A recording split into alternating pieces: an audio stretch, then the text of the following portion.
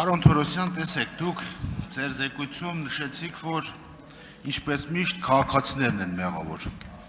Այսինքն կոնկրետ դեպքում մի կողմը պետությունը որպես գործատուի ոչնչով մեղավոր չի։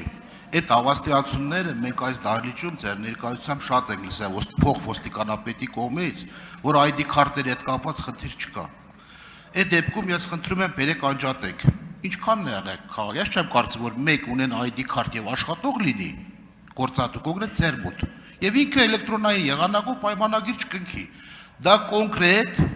անժխտելի ոստիկանության տվյալ ծառայության մեղքն է, որի արդյունքում չեն կարողացել ծրագիրը ձեր սահմանված ժամկետում իրականացնել։ Բերեք ճիշտ ասենք, կամ եթե կա քաղաքացիների մեղքով,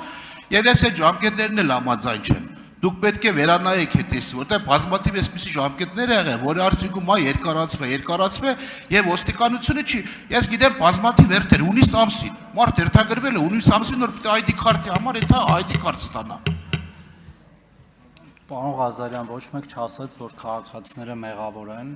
բացարձակ։ Ես ասում եմ, որ մեր շատ քաղաքացիներ չեն հասցրել իրենց ID քարտը վերցնել, որը անհրաժեշտ է էլեկտրոնային ստորագրություն ունենալու համար, բայց այլ 100,000-ավոր քաղաքացիներ էլ վերցրել են։ Մենք այս պահին խոսում ենք մոտ 200,000 քաղաքացու մասին, ով ունի աշխատանքային պայմանագիր, այսինքն գրանցված է որպես օրինական աշխատող պետական երկրների կոմիտեի համակարգում, բայց չունի ID քարտ, բայց այն մնացած 600,000-ից ավելին ունեն, եւ հետեւաբար դա քաղաքացու ընտրությունն է եղել եւ մենք խրախուսել ենք, որպեսզի տարբեր գործիքներից օգտվելու համար մեր քաղաքացիները դա անեն, նաեւ տվել ենք բավարար ժամանակ։ Ինչ վերաբերում է թողարկման խնդիրներին, մենք չենք վարանե դրա մասին խոսել, այո, այս ազգային ժողովում, այդ թվում նաեւ երբ որ ես падգամավոր էի, մենք մեր գործընկերների հետ բազմիցս խոսել ենք բիոմետրիկ անձնագրերի եւ նոր ID քարտերի համակարգի ներդրման կարեւորության մասին, այդ թվում նաեւ միջազգային հարցեր լուծելու մեր վիզաների ազատականացում եւ այլն, եւ նորից եմ կրկնում, մենք հասել ենք արդեն մեր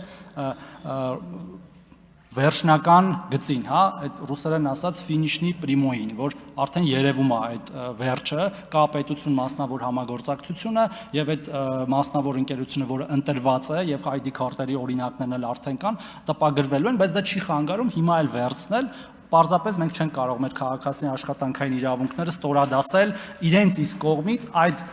քարտը չվերցնելուն, հա, մենք իրենց ասել ենք, որ կա ժամանակ, խնդրում եմ գնացեք վերցրեք, պատշաճ եւ բավարար ժամանակ, այլ որոշ քաղաքացիներ դա չեն արել, մենք չենք ուզում, որ իրենց իսկ չվերցնելու պատճառով իրենք իսկ խնդիրներ ունենան։ Արձագանք։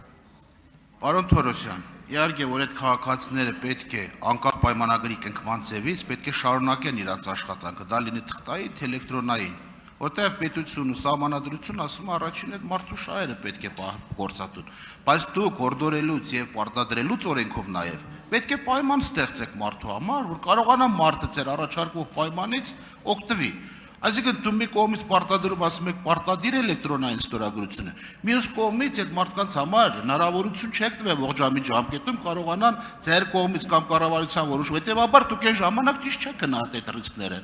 Այդ դրա արդյունքում էլ եկել ենք ամեն օր արտերնիստ ենք անում, որպեսզի կարողանանք մենք այդ բացի տեխնիկական բնույթի բացը լրացնենք։ Այս ամբողջ խնդիրը պետք է տաս հնարավորություն հետո պահանջես, դու առանց հնարավորություն տալու մարդուց են ես պահանջում, որի ձեռքի չէ գործիքակազմը, ո՞նց է լուծելու։ Պարոն Ղազարյան, ինչպես նշեցի, թե այս գործիքից օգտվելու համար օրենքը ընդունվել է դեկտեմբերի 4-ին 2024 թվականի եւ լայն հանրային իրազեկման աշխատանքներ է իրականացվել։ Համակարգը նախագծվել եւ ներդրվել, այսինքն այն աշխատում է, բավարար ժամանակ է եղել նաեւ այլ գործիքներից օգտվելու համար ստանալ էլեկտրոնային թվային ստորագրություն, բայց մենք հաշվի առնելով, որ այնուամենայնիվ մեր շատ քաղաքացիներ դա չեն հասցրել անել,